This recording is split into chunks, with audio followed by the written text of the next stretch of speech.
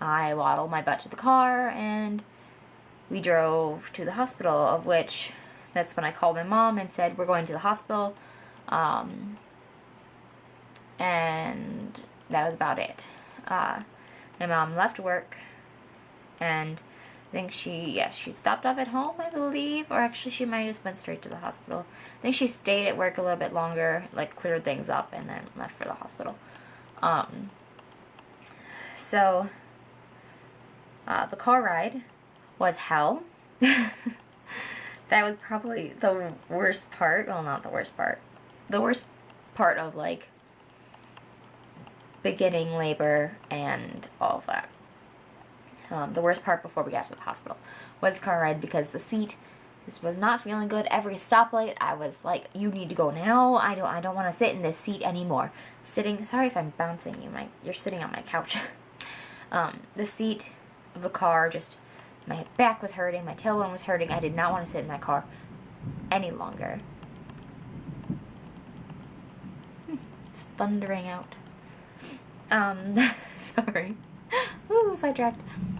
So, I didn't want to sit in that car a second longer, which, looking back, I wish I would have gotten into the back seat and been able to, like, be on all fours, which technically isn't safe, but it would have made the car trip much easier than me sitting in the front seat going, ow, and, like, watching people watch me from the windows. Like, yeah. So, one thing I did not like when we got to the hospital, they told us to go to emergency. They said, park in emergency parking and go to emergency, which my hospital, emergency is on this side of the building, labor and delivery is on the way other side. They said, go to emergency, tell them you're here, and then grab a wheelchair and make your way over, or you can walk, either way, which is very far.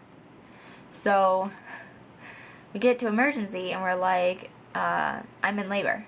And they were going, well, why'd you come here? Like, they told us to come to emergency, that we come here first, and then you tell them we're here, and then we walk our way over. So, and they were like, oh,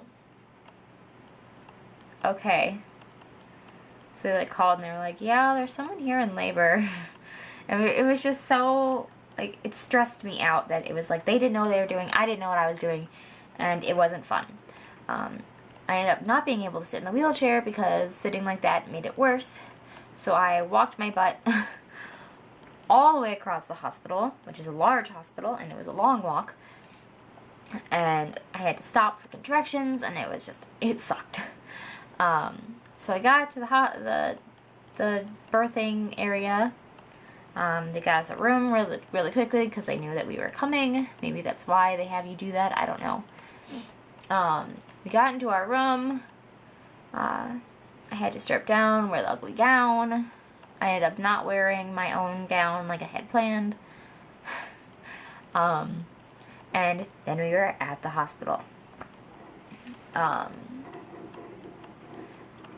So now I'm at the hospital, and I'm in my gown, and they check me, and she says that I'm 4 centimeters dilated, and they get me all hooked up to these machines. I had wanted to do a no drug, no intervention type of thing, but they make you get a hep block no matter what. So I wasn't hooked up to any tubes, but I did have the little hep block thing in my arm. It was like right here, just in case. And so that was there, and that really sucked, because when I was on, like, the laboring ball, and, like, I was clenching, and I had my arms like this on the ball, like, under me, and because of that, like, right here was where the hep block was, so that got really sore. It was, like, right where my arm was bending, and it hurt. And so I had, like, this big bruise on my arm. So I'm bouncing and I'm moving, and my water still hadn't broken. We got there around 3:30, 4 o'clock-ish, and that's right around when my mom showed up, around 4:35-ish. And it was right around 8 o'clock when they checked me. They said you're at 7 centimeters, and I was in terrible pain. I was in so much pain that I was getting sick. I was vomiting. Well, I didn't vomit, but I was like going to vomit. Like I was like gagging and getting sick and getting very dizzy. Even though I was breathing and everything, just the way he was laying on my spine of some sort, because I had major back pain the whole time. And as I said, and I was like back labor galore.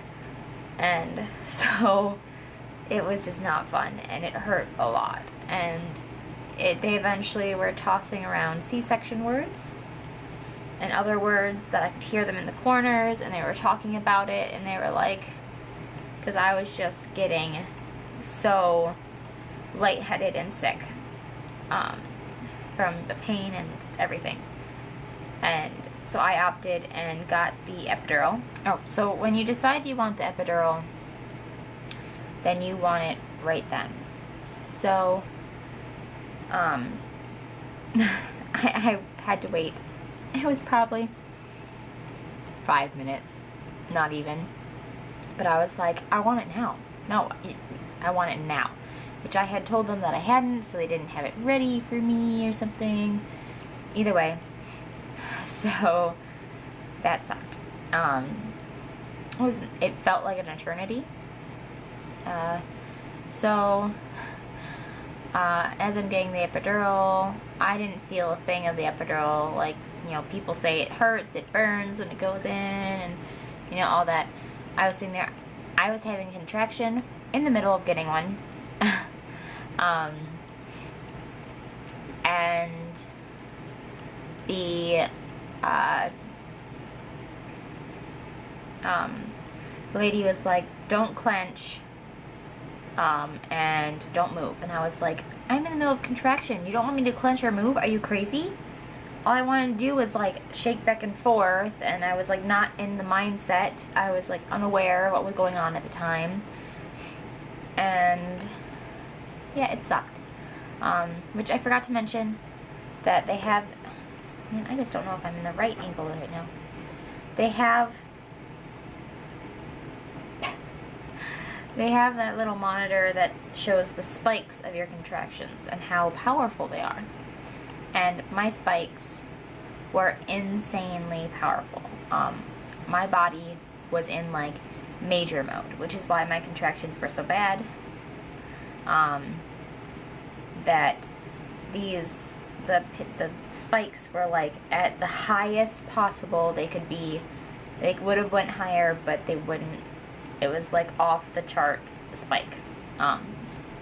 So they were surprised. They said that they usually don't see that unless it's like Pitocin induced. So it hurt. Then after the epidural, I laid down and my water broke. As I was laying down, I didn't notice it. Some people say they feel a pop or something.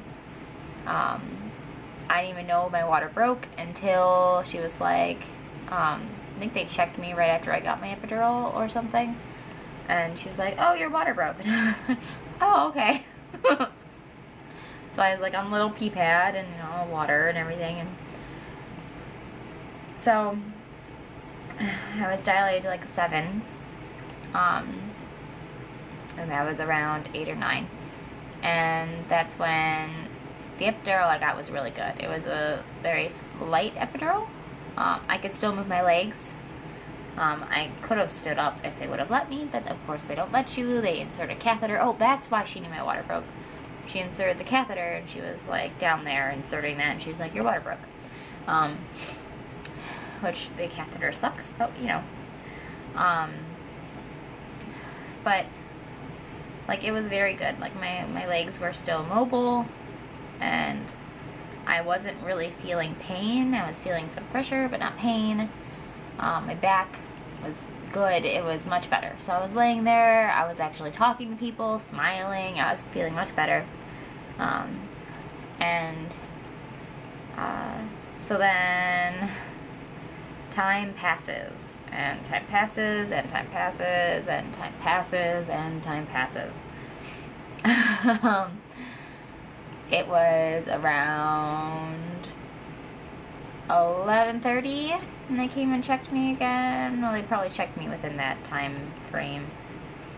But it took a very long time, and I was starting to feel pain again. It was around 11:30 that I was starting to feel uncomfortable and painful again.